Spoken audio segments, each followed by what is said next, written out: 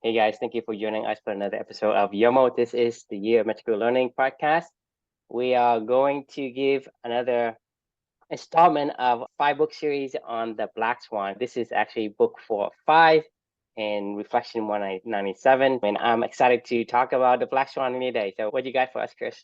Yeah, this is reflection 4 of 5 of one of my top 5 favorites, The Black Swan, The Impact of the Highly Improbable by Nassim Taleb.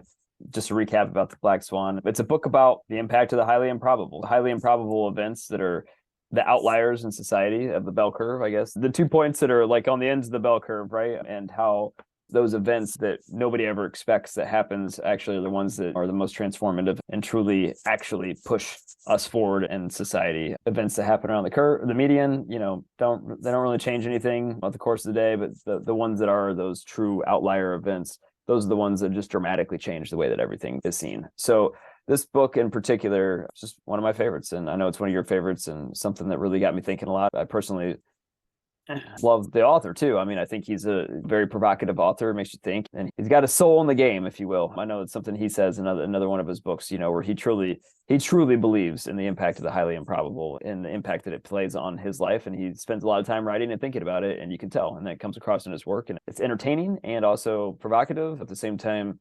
It just gets your brain thinking about stuff that you don't really think about very often, and it's just one of those books that I personally love. So I would say that's a Black Swan event in its own way. yeah, I agree. I mean, finding this book is a Black Swan event in my own life in a weird way, I mean, actually, this is what this is about. The title of this reflection is all about it's all random. So, I got to take us back to before you and I ever met. This was the early weeks and months after Amelia had passed away. Most of my days were spent, well, in a lot of pain, but mostly spent asking a lot of questions around, like, why did this happen? I remember taking our nightly walks every night with my wife and I, just in silence next to each other, and I don't know what she was thinking about, but I knew what I was thinking about. And it was, how did this happen? Like, why did this happen? Like, why is our family going through this? Why did they take a meal? I mean, it's just so many questions about, you know, why didn't I do this? Or why didn't I do that? Or why didn't I make this happen? Or why didn't I have this happen? Or how did this, like, why did a tiny little innocent baby deserve this? Like just a lot of things that like, you're not supposed to think about, but I couldn't help but think about because that was all that was on my mind every single day, all day long. Right. And this particular book, unfortunately, I spent a lot of time and energy on this topic, and I just remember vividly, I can see myself just walking around my neighborhood, just staring off and thinking these things as I'm walking.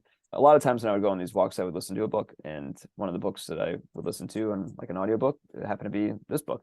And this was maybe a few months after Amelia had passed away. It was before I met you too. So it was in between, like, it wasn't immediately after this. This was probably, it wasn't immediately after Amelia passed away, but it was probably like maybe 2 months or so in. So, and, I'd already been exploring and curious and asking a lot of questions. And then I came across this book, and, one of the things this whole thing is all about is it's all random, right? Like life's all random. And I had this aha moment as I was walking one day, it just kind of all clicked. And I was like, man, it's all random. Like everything that happened to Amelia was random. There was no answers to these questions. Like there was no reason why this happened, anything deeper beyond this happened, right? Like this was an event that happened. And even though I didn't want it to happen, I would rather have my daughter here with me.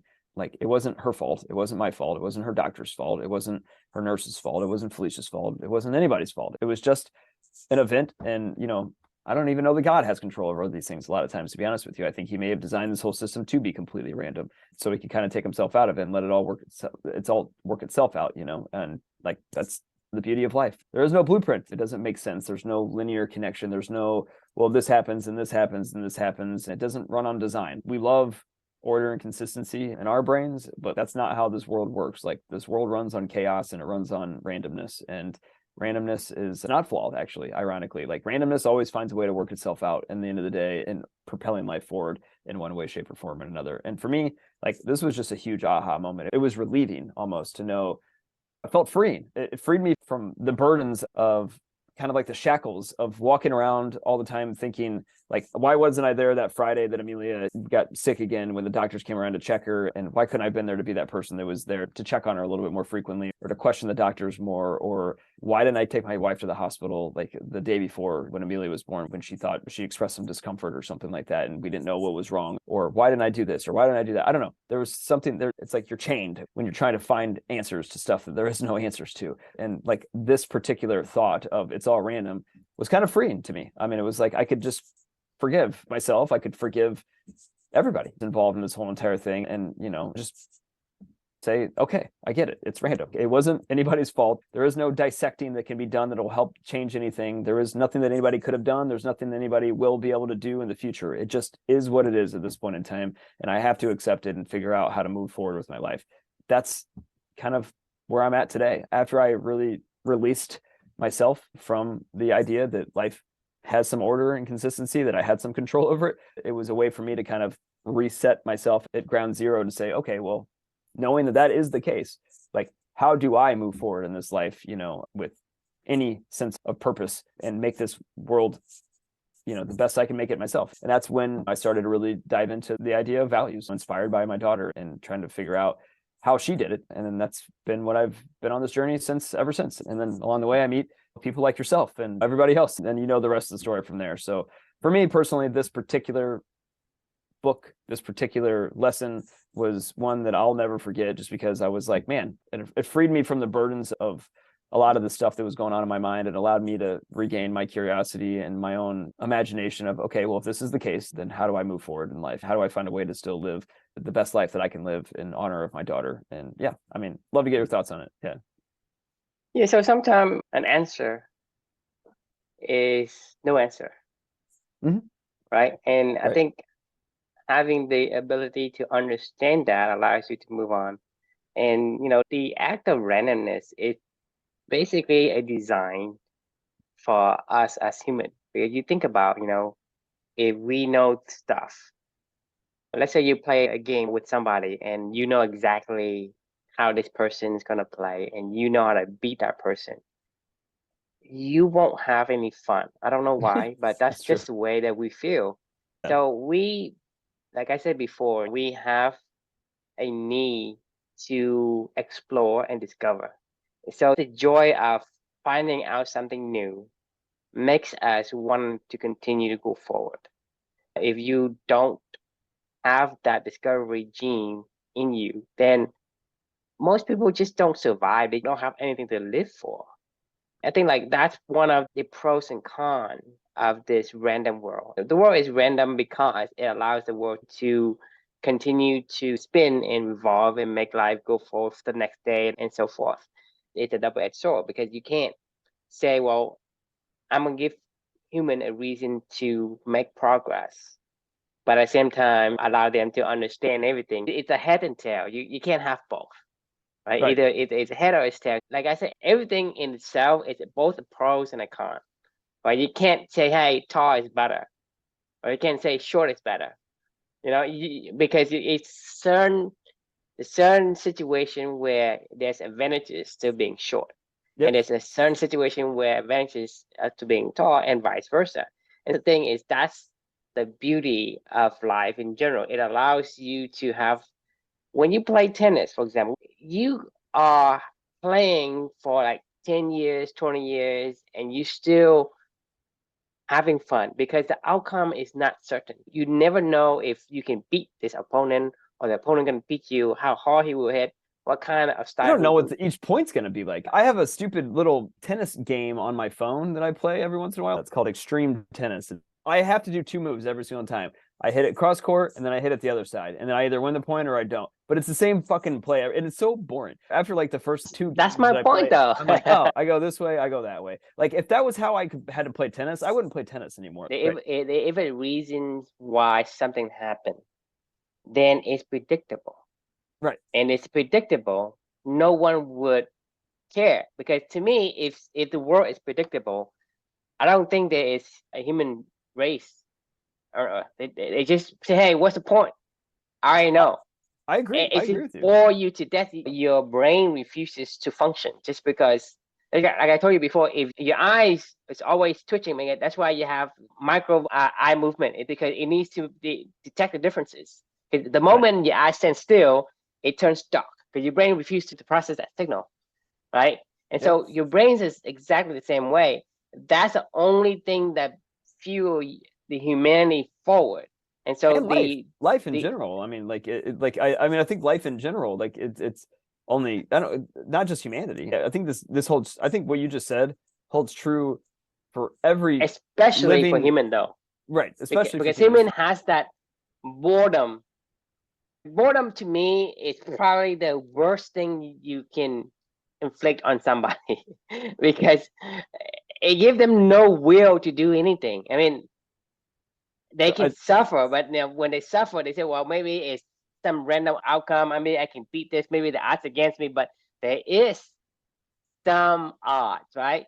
And they're willing to fight, and their will continues to carry on. But if they know that there's no chance, they just give up, right? If you can convince somebody that their life is useless, more likely they're going to commit suicide just because there's no point in it. You look at a lot of people who got everything they wanted, right? They have to go do some things to make sure they're alive, get a kick, right? Do cocaine, do drugs, go, bungee jumping, go, rock climbing or whatever to kind of get that feelings of, hey, there is something that, I'm the feeling of that it makes you human. I mean, you think about knowing exactly what you can do, knowing that you can beat anything. I basically the image that comes to my mind is like, let's say I'm good at playing tennis.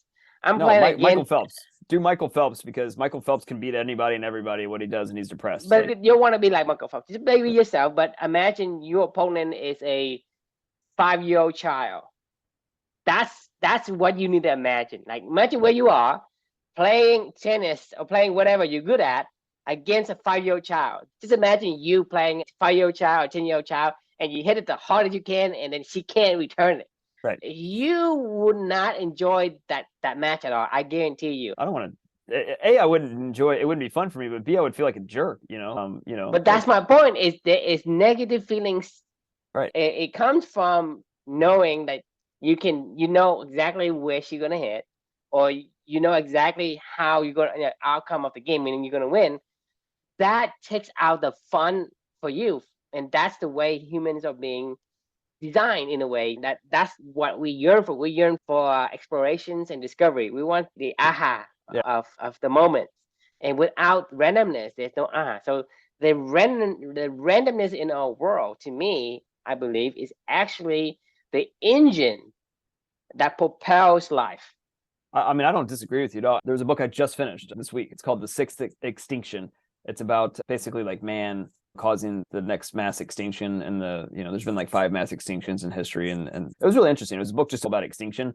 One of the things that she talked about in this book, though, is this thing called the madness gene, meaning humans have this thing that she labeled as the madness gene, and that was, we have this unquenchable desire to go explore and to try new stuff, even if it's to our detriment, right? Like, traveling around to different places brings diseases to all different places. It brings new invasive species from one continent to the other. It used to take one new species like 10,000 years to get to Hawaii. With us, they have like 100 new species a day, because we have this insatiable appetite to explore and go do new things and to find new stuff. And because of that, we also bring a whole lot of other mess with us and randomness that we take to other places. And when that randomness hits other places, then ecosystems go haywire, and then you see all this shit falling apart all over the place. I don't know that it's a bad thing. I would challenge, similar to what you're saying, we are chaos agents. Like, in a lot of ways, we do our part to help bring chaos and introduce more randomness into environments. You're an agent of chaos, right?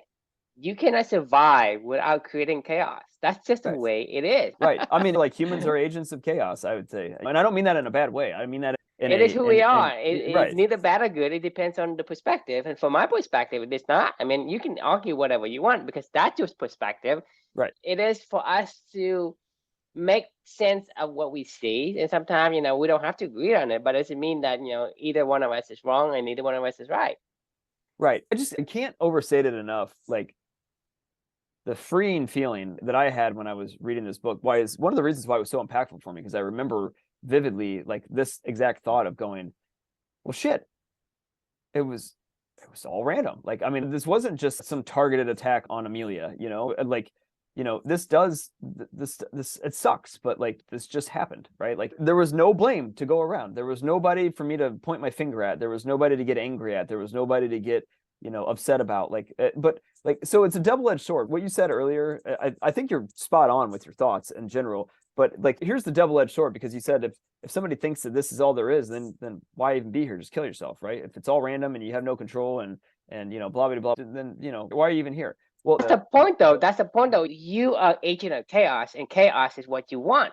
So the thing is, it's aligning chaos isn't what with you want. Like chaos. This chaos isn't what I wanted. Like, I mean, like, there always chaos that you don't want, but chaos is what you want. Let's say I have a sword, right. a sword, and I want a sword, right? Hang on, and then because maybe I'll answer it as I was going. So if everything is random, right? Like, and we have no control over anything, like for me, that was a freeing thought. But then I thought, okay, well, that can't be it. That can't just be it, right? Like, there's got to be some semblance of control that I could exert over my life, and to say, like, look, I may not have control over anything else, but like in my life, there's got to be some semblance of control that I can exert to make sure that I ensure that I myself am moving forward and with a meaningful purpose, that I can make sure that I'm okay. That was the second thought of all this stuff, right? So while acknowledging the chaos exists, trying to find a way to center myself in that chaos is the way forward, right? That is what we've been doing, right? Everything like that is the balance. That is all the stuff, right? It's trying to be the eye of the storm, right? You don't mind the storm. You acknowledge that the storm is going on all around you, but find a way to anchor yourself as that eye in the storm is everything, right? Because that's how you pick up, wake up every day and decide to go try again, because that you're moving somewhere with the storm, but you're going with the storm, not fighting the storm anymore. Now you're moving forward together. Yeah, I don't know. Like, that's what I was getting at. So sorry. Now go from where you want to go from there. Right. I think that's I mean, in a sense, when you have something you want, right, you can have too much of it. Every single thing has both pros and cons, both positive and negative. And so the thing is, we want chaos, but we want, in a way, chaos that aligns with what we want versus chaos that what we don't want. And so, because we want chaos, but the caveat is you cannot control the kind of chaos. So let's say I want to discover some new species. I want to bring plants to Hawaii, right? I want to only do the good thing. But you cannot help but also bring in the invasive species, just because that's just one act has two sides. One coin has two faces. That is the nature of nature, right? One object has two faces. That's one thing. So you're talking about every single object, every single thing in life, in the universe, always has two faces. Everything has its pros and its cons. Like I said, you can never ever say one is better than the other. It's not possible, because every single coin has two faces. And also the next thing that I want to add to this hodgepodge of things, this is a wicked environment, like we mentioned before, quote unquote wicked environment. It's not something that you can predict. So they are not just agent of chaos. They're not just randomness. There are going to be multitudes of different variables that play into this, whole cauldrons of life. Right. It's not one thing that you hey, if I can only do certain things, then I'll be okay. I want this, but it's like I want to cook, but at the same time, I could cook something that's good, or I can cook something that's bad and get a stomachache, right? And so that's just the way it's supposed to. That's the way it goes. There's always chance when you start to cook something for a hearty meal.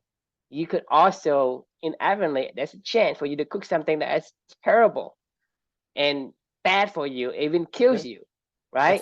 That's one of the reasons why we have such a varied diet, because we took a lot of chances on random shit to eat, and we were like, oh, well, this killed that dude. This killed Carl, but that one didn't kill Stan. So let's eat that. You get my point, though, right? Every single act, like one single act, has multiple outcomes. So yes, chaos is what we want, but the chaos that comes to you, it wasn't the kind of chaos you want. Right. If you get my point. But thing is, what drives us could also kill us.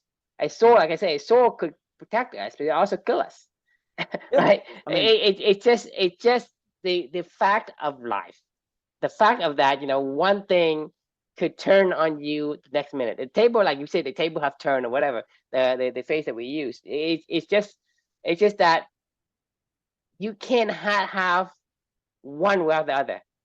But standing still is not an option, like either. Like, I mean, like I think the one thing that you and I can both even agree on standing still, is, it has two faces, right?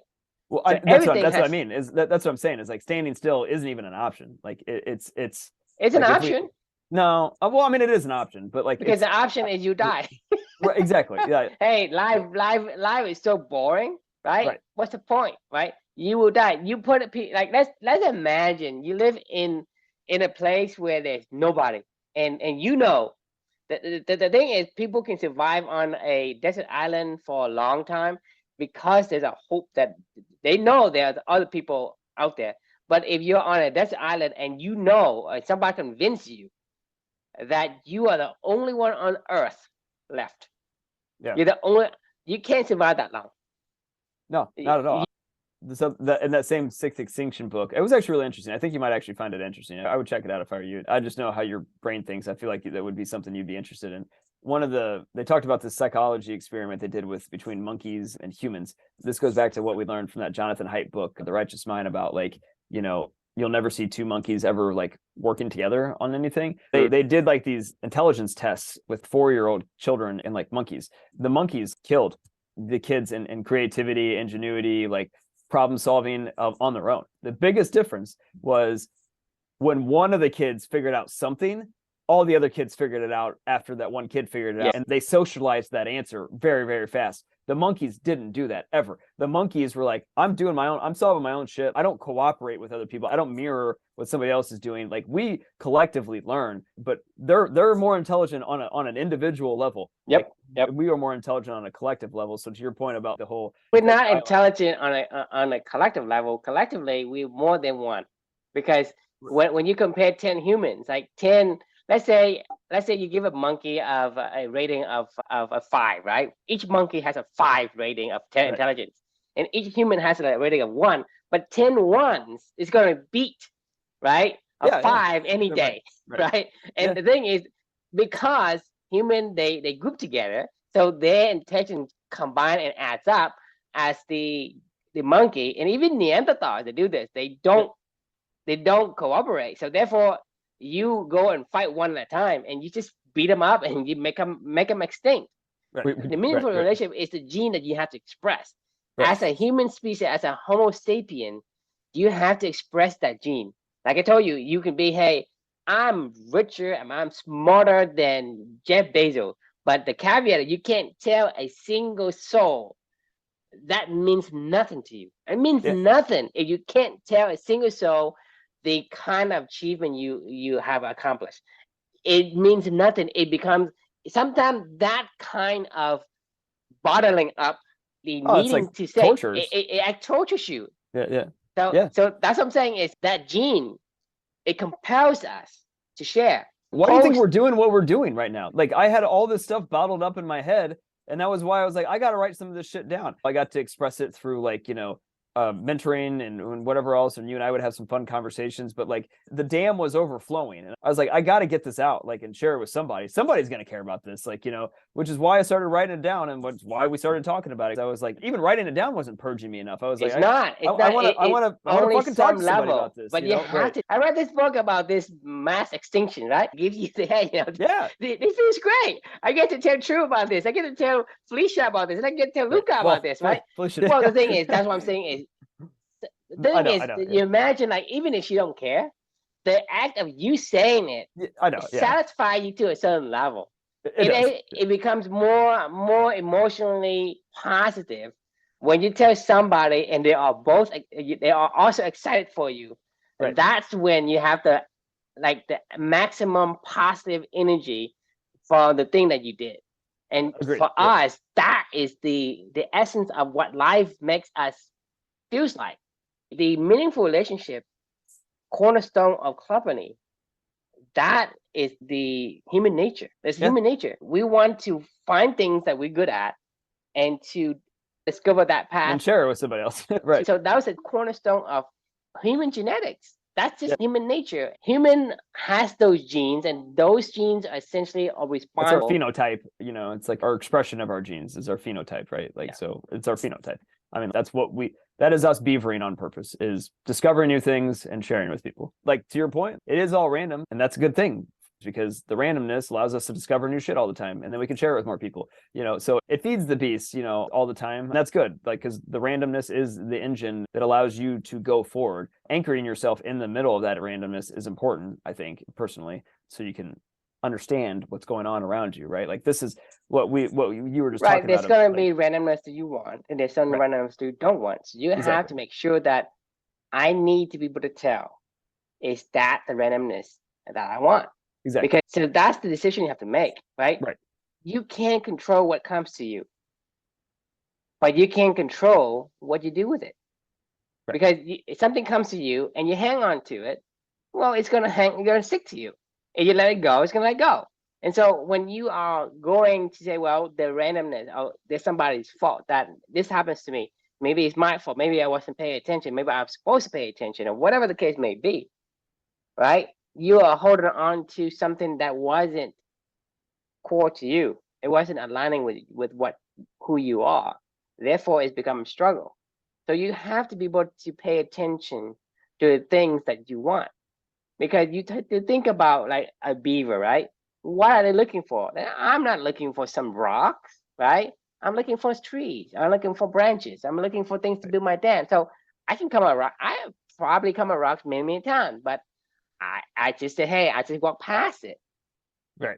It doesn't interest me until I find another random thing. Oh, this random thing could be a flower. A random thing could be, some frog. I don't know. Oh, random thing could be a branch. Right. You know what I'm saying? Because the act of knowing who you are, knowing your core values, is what's going to give you more random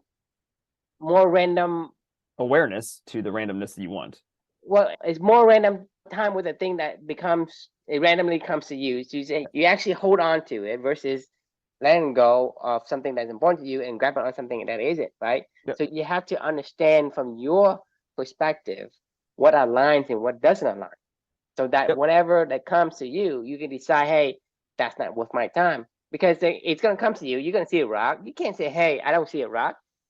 I mean, that's not possible because the rock, you walk along the trail, there's a rock. Right.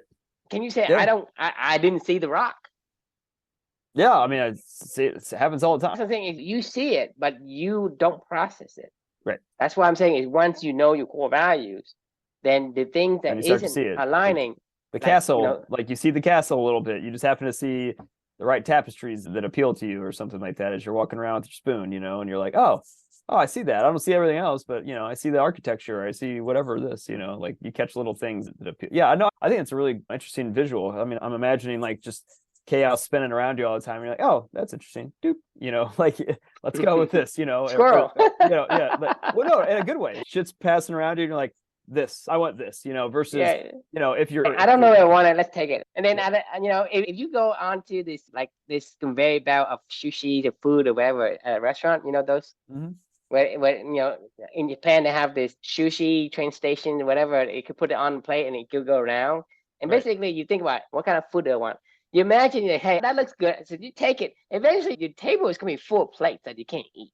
Right. And your experience of eating that restaurant is going to be terrible because I guess 90% of the stuff you don't like, you say, hey, I may like it, but the thing is, if you say, well, I only like a certain thing, so you only pick the plates that you want and you finish them all and say, oh, this great meal, this meal is great.